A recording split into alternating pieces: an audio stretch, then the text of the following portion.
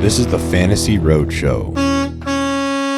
So let's move on to the Saquon Barkley to the Eagles. This is certainly the big move here, the biggest move here of the entire free agency.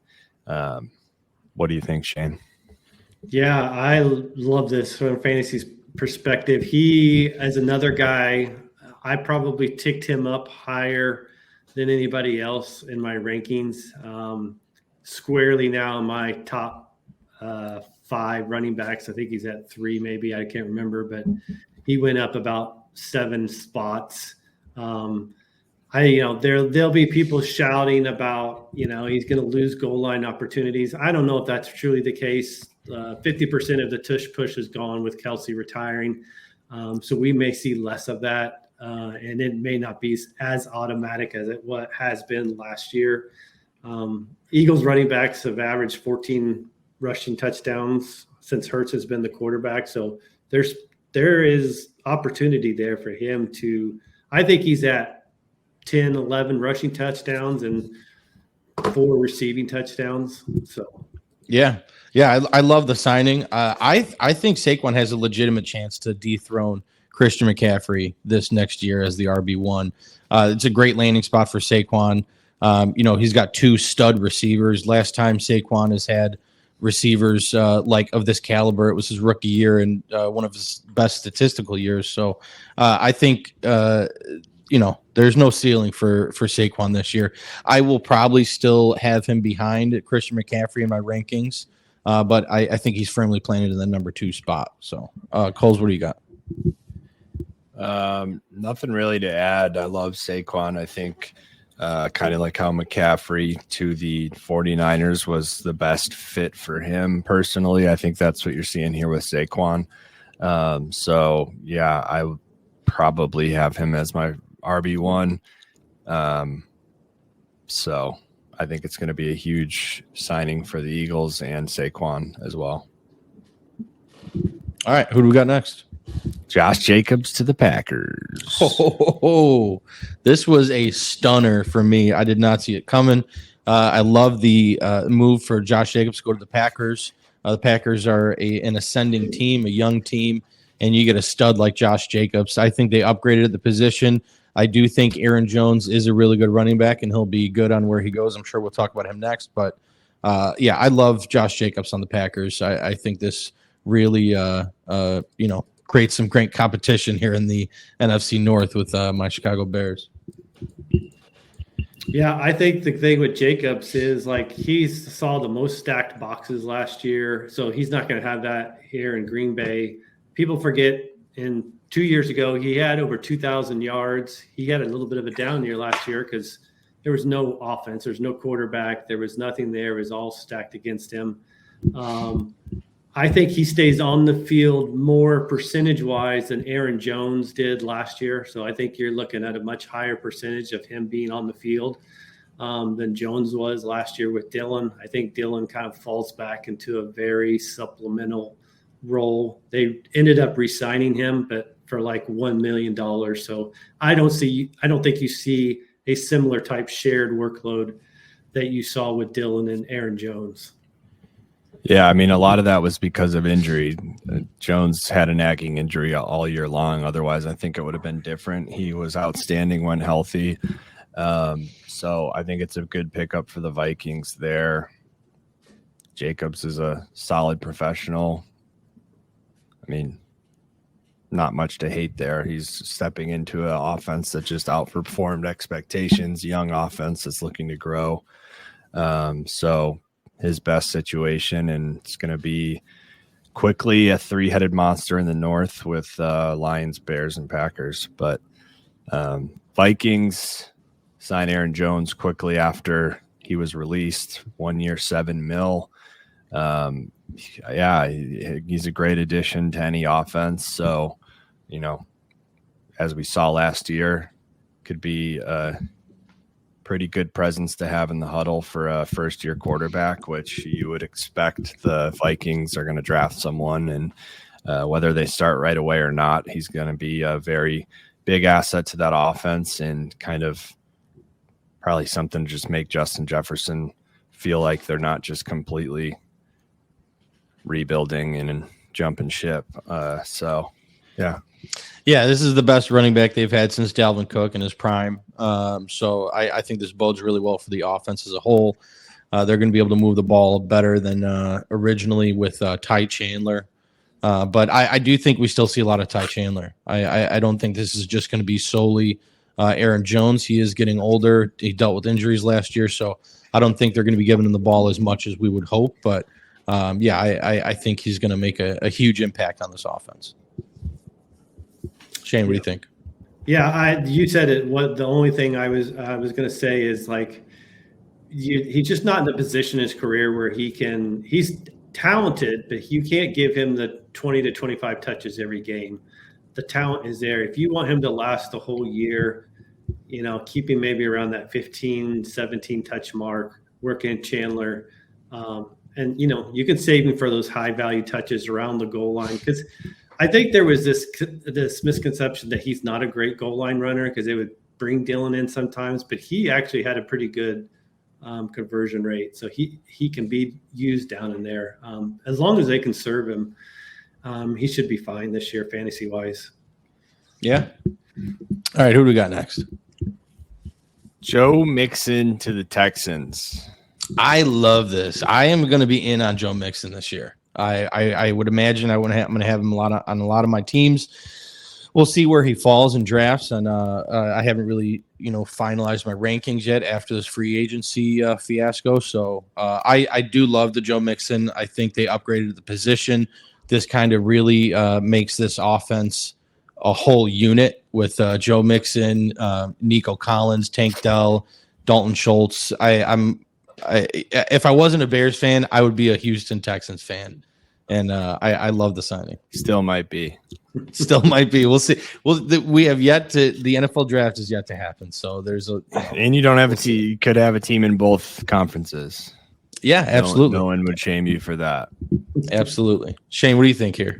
I think he could be very similar to what he was last year in Cincinnati. Look, a lot of the explosiveness is gone with him. I mean, let's be honest. There's not a lot of big play potential he offers, but he offers a ton of value in PPR leagues. He can rack up a lot of 2 or 3 yard catches, and then Houston is going to provide plenty of scoring opportunities when they get down the goal line. So I think he could easily have the same year he did last year, which a lot of people don't think was that great, but he ended up, double-digit touchdowns.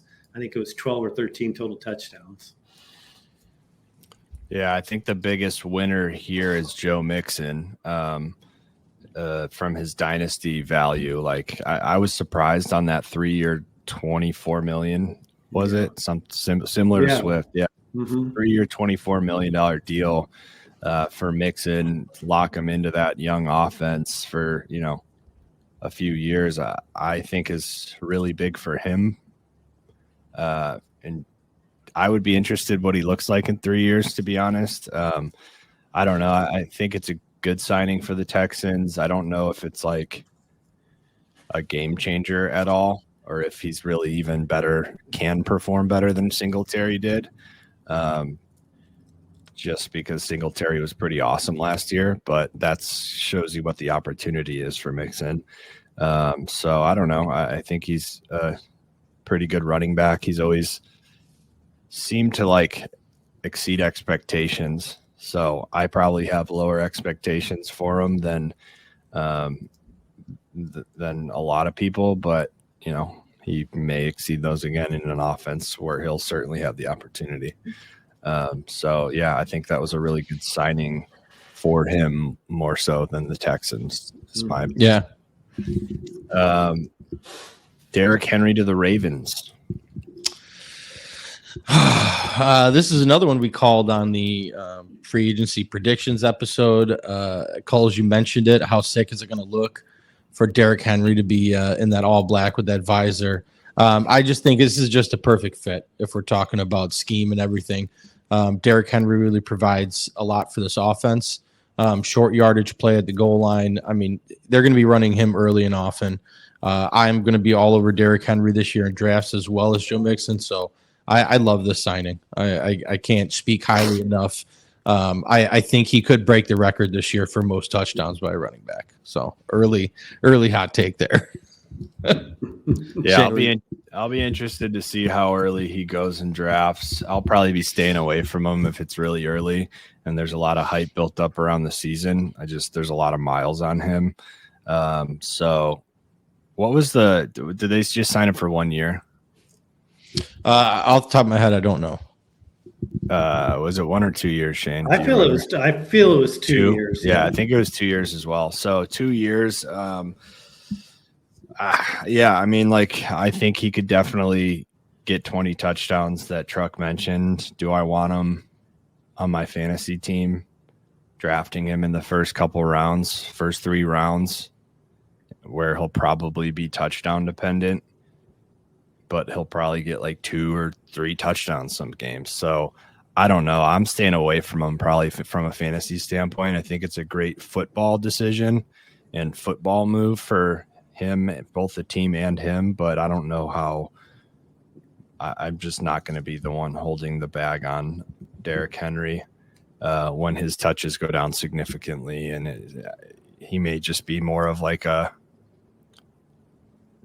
going to feed him the ball. The Ravens love to run the ball in the red zone. It's just like, how many times can he run the ball 25 times a game? I don't think they're going to need him to do that, so he just won't. But it'll be interesting to see how they use him. Yeah. So Gus Edwards had 13 touchdowns last year for the Ravens. So that is the floor in my mind for Derrick Henry. I think what happens is beginning of the season, maybe those first 4 games, you're going to see him get a pretty decent workload because Keaton Mitchell is coming off that late season ACL injury. And they're kind of conserving him. And then as you get to middle to late, you see maybe Mitchell start to be worked in a little bit more to take some of that burden off him, which helps Henry kind of maybe coast throughout the season. Yeah. Get better throughout the year. I think he's probably, I was projecting like a Joe Mixon, maybe like a round 4 selection. So I put Henry at round 3. Yeah. If he's in round 3, I'm taking him all day. I'll just put it there, Yeah, I definitely won't be because of what Shane said. Like, there'll be a point in the season where they just go into cruise control and save all of his big time usage games for late in the season playoffs. Again, great football signing, fantasy wise. I'm probably just gonna leave that alone and find better value in the 3rd round. All right, who do we got next? Let's do our first rendition of Fantasy Confessions. Shame. Big confession to make. Shame.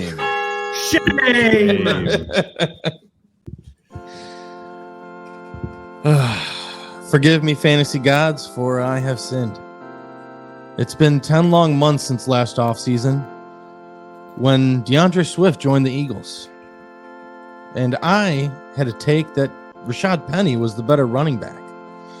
I even went as far as putting DeAndre Swift on my do not draft list. I am here to repent of my sins. For DeAndre Swift is now a Chicago Bear, and he is my running back. DeAndre Swift, I am sorry. And Godspeed. I think you're going to do well.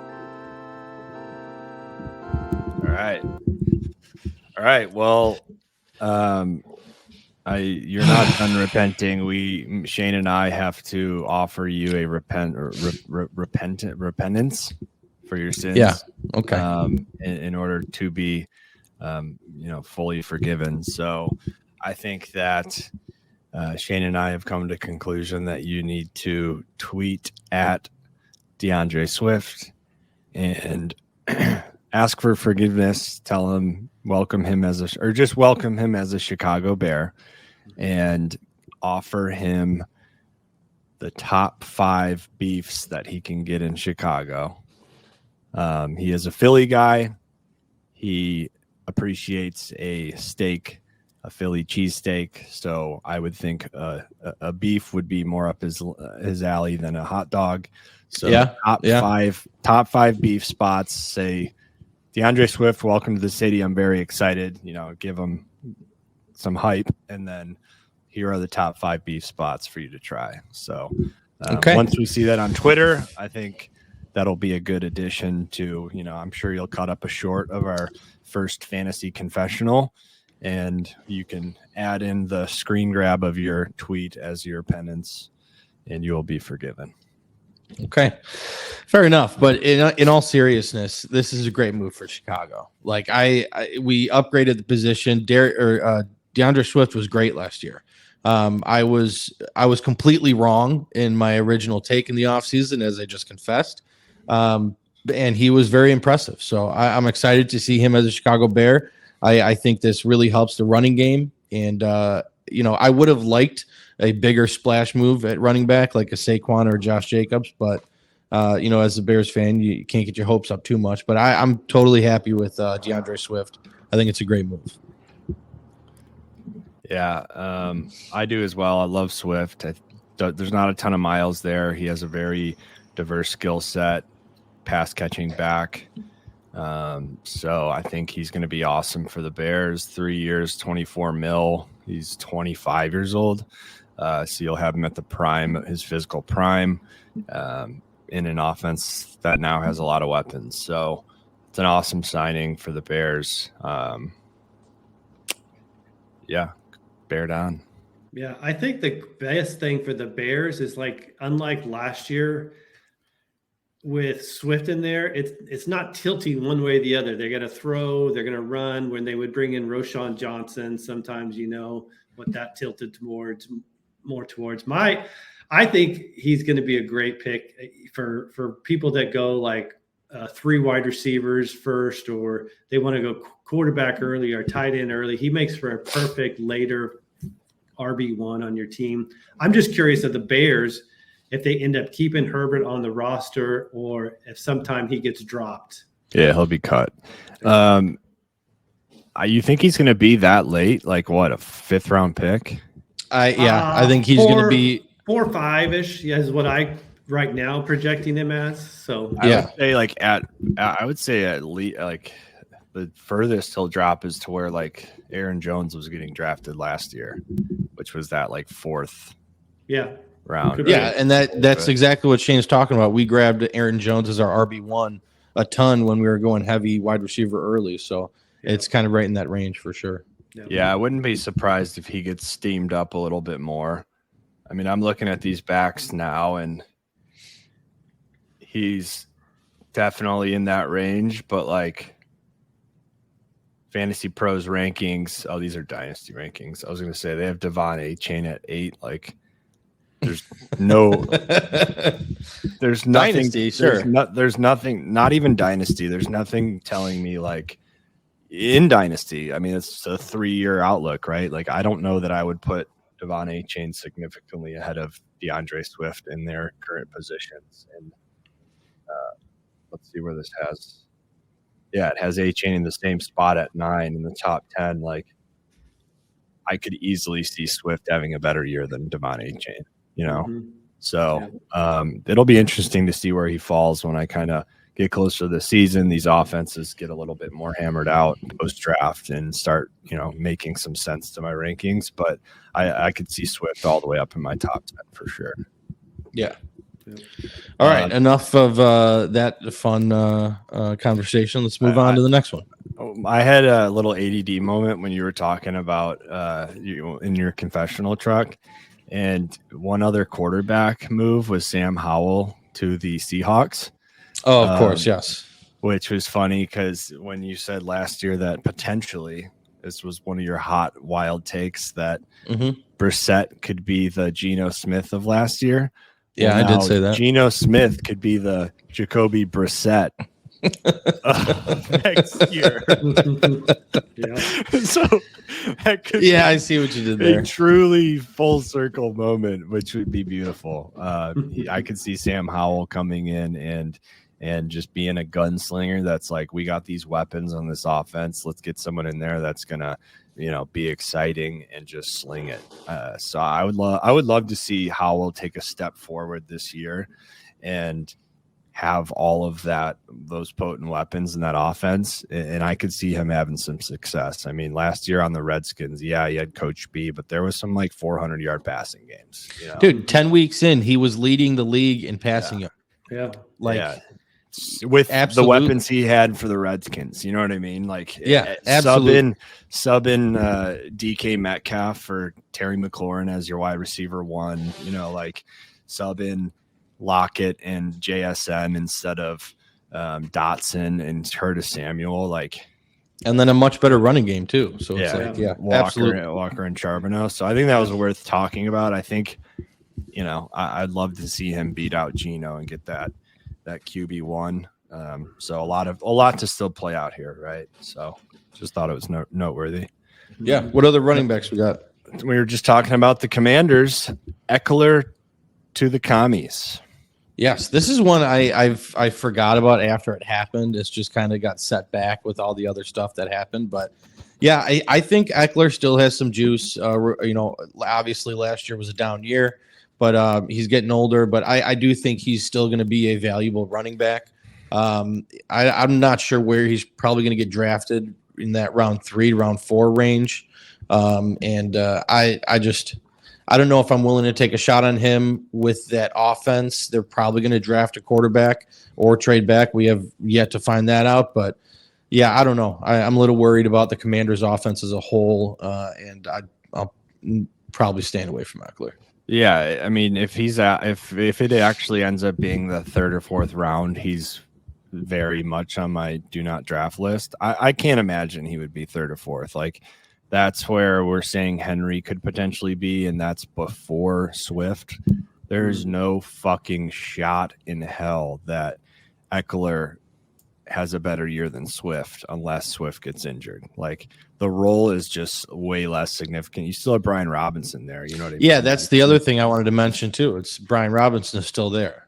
So he's not even going to be a primary back in my mind. Robinson will have the early down work.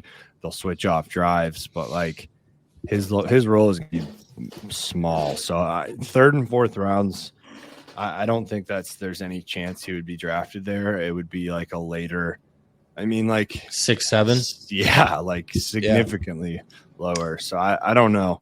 I'll be interested to see where he's going, but pretty much regardless, he'll be on the do not draft list just like he was last year for me. Yeah, I had him as an initial RB2 in PPR formats even. So that's round 5 for me maybe that I'm looking. And his receiving workload, that's been his bread and butter for PPR leagues, we could see that limited this year. If we're looking at a Jaden Daniels being drafted by them, coming in and picking, that's a guy who may be more prone to be taking off and running the ball, being a rookie quarterback, than doing those dump-off passes to Eckler, which he has thrived on. Yeah, I mean, great point. How many times did he throw the ball to a running back last year at LSU? I don't know the numbers, but percentage of him, considering he had 1,500 yards in the ground, maybe more. So, I don't know. Eckler's a bum at this point in his career. I want to take that back because he's big. Because he's big in the fantasy space, but he is a bum at this point in his career. He's just So take it back, but going also to a shitty team, and he's a shell of himself after injury. Okay, all right, moving on. What do we got next? Love you. You've done a great career. Good on you. You just went to a team to go die. Antonio Gibson to the Patriots. There's not much to talk about here. He's just going to be an auxiliary piece for this offense. Ramondre Stevens. Was that yawn authentic or No, that was a yawn for. That was an exaggerated, dramatic like, yawn. Wow. Sorry, we're boring you, Shane. No, that was a yawn for him. Yeah, it's just kind of a mediocre signing. We're getting to that area of this list where I don't think it really is going to matter much for fantasy. Ramondre is the guy there. He's going to be the guy there this year, and Gibson's going to get worked in, but I don't think he'll be worked in enough to really be able to help your fantasy team. Well, let's not say we're getting to that point of the list because there are some more exciting names here coming up. It's just the Oh, order okay. that I thought falls in right now. Okay, No. all right, fair enough. We're I not thought going- as we were going down, we hit Eckler, and now we're talking Gibson. I I'm like, started all right, to do that, and then I guess it just stopped. But Okay, fair enough. Gibson to the Patriots. I honestly like this a little bit more for him. At least, he'll be behind Ramondre, but I think he'll be given somewhat of an opportunity. He'll have likely a rookie quarterback.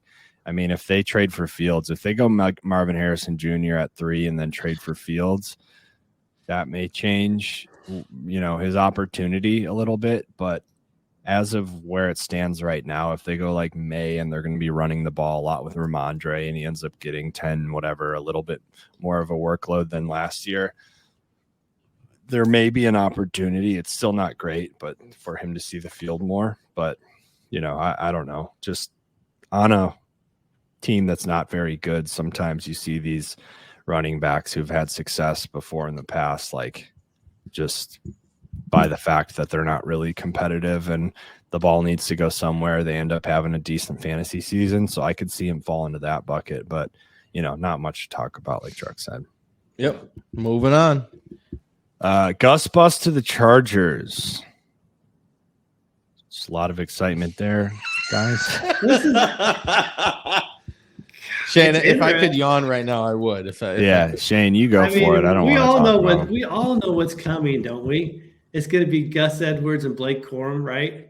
Yeah, but even that's shitty. I can't believe that's what they're going to lean on. But whatever. I mean, yeah, that to me is a signing that is just enter running back available here, and Harbaugh's going to go get his guy and give him an opportunity to be a big time NFL running back. Mm-hmm. And I guess this would be the year to do it as they're trying to figure out what to do around Herbert. So, I think we can move on if you guys don't seem like I'm good. Yeah, no, we can move on. It's a mediocre signing that is not going to affect any team in fantasy. Singletary to the Giants for me is a downgrade given the offense he's going into from the Texans. Yep. So he had a great year last year. His opportunity will be the same, if not more, in terms of touches. But he's just on they were one of the worst lines last year on a really bad offense in a division where you have the Cowboys and the Eagles. So I don't know. I'm not going to touch him at all, but yeah, it's a shame because I like him as a player. I think he's a great player. I think he's a talented running back, and I would have liked to see him go into a better situation, but this is not good for him. And I agree with you 100%. Yeah. I thought I thought there was a chance this is the guy that Dallas would have gone after on the cheap. He ended up getting, I think it was 3 for $16.5 million. Isn't that too expensive for the Cowboys, though? No, that's out of the price range. But the guy's productive, 3 straight seasons of over 1,000 total yards. But Cole said it. This offense is going to be trash. And, to be fair, I wouldn't have wanted to sign him for that as a Cowboys fan. Yeah. Yeah, Zach Moss to the Bengals. This is a guy the Cowboys potentially could have afforded. He steps into a pretty good role. It'll be him and Chase Brown there for the Bengals. He'll have an opportunity to kind of step in and be that mix-in. So if he can, continue building on that momentum that he had when Taylor was out, then there may be some value there for him. But, he's going to have the opportunity. He's got to run away with it. Yeah, for me, this is one of those spots we talked about a lot last year during draft season. It's targeting those ambiguous backfields where you really don't know which way they're going to swing. I'd be fine taking a chance on Zach Moss. He looked really, really good last year, really efficient. The Bengals, I would imagine, I would project them to be really good this year as a bounce-back year. So I'd be willing to take a shot on Zach Moss in the chance that he exceeds draft value where he's being drafted, depending on where that is. But I think Zach Moss would be good. The thing is, he was really good behind an offensive line that is really good, and he's stepping into a team that had a bad offensive line, one of the worst, definitely the worst in their division. So they need to, improve in that area. But if he can be a good runner behind a probably mediocre line against really good defensive lines, it's just, we're going to see, like, he's going to have an opportunity. Let's put it that way. It's one of the better landing spots, at least opportunity wise, that he could have asked for. Not as good as Shane's Cowboys, but Yeah. I mean, just looking back on Mixon's production last year, like, that shows me that Zach Moss has potential to, not get to those numbers, because I think Joe Mixon had the job to himself last year, while Chase Brown was really kind of learning the scheme and everything. But I do think there's an opportunity there for Moss. What do you think, Shane? Yeah. If I was a Bengals fan, my hope would be, though, that they would start to work in Chase Brown more than they did last year, because he has just got so much explosive ability. He showed in a limited amount. Even when his last year in college at Illinois, he had 20 touches in every single game. So it's not like he was this guy who couldn't handle a workload. If I'm a Bengals fan, I'd like to see a 50-50 split there. Yeah, we'll see what happens. That'll be, one of those big swing type. He's either going to exceed value, or he's going to, not be a starting running back by the end of the year. Mm-hmm. But Tony Pollard to the Titans. Shane O'Mac. Yeah, so I knew he was going to be gone for sure. I did not. I mean, this makes sense from a team perspective and fit wise. This is probably one of the best fits for Tony Pollard, because as we saw last year, like, Pollard's not built and meant to have a full workload as an RB1. So now he comes in a situation where he can work in tandem with Tyjae Spears. And Spears also is not the type of guy who can handle a full workload also. So I think it's a 60-40 split in favor of Pollard, but it's going to be close to even, Yeah, for me, I would have liked to see the Titans go with a different archetype of running back. I just don't think he complements Spears very well, or they don't complement each other, is a better way to put it. So I'm curious to see how it all plans out, but I don't know. I'm probably not going to be in on Pollard this year. Titans are still have a lot of room to improve. So they're making moves, though. That's good to see. But yeah, I don't think I'll be interested in Pollard this year. Yeah, Trucks stole everything I was going to say. They're making moves. They really are. We'll talk about Calvin Ridley next when we move into wide receivers, but they even just signed Cushenberry. They're making moves to try to not fall too far behind of Stroud and the Jags, who are also making moves. But I just think that he's too similar of a back than Spears, so they're going to be running out that, like, not power back, dynamic kind of big play type running back just the entire time, which to me probably doesn't work, but we'll see. They're making moves. Yeah, but maybe that's the new coach and offensive system they're putting in place. They're wanting to transition to that and from what they were running, bring it from Cincinnati.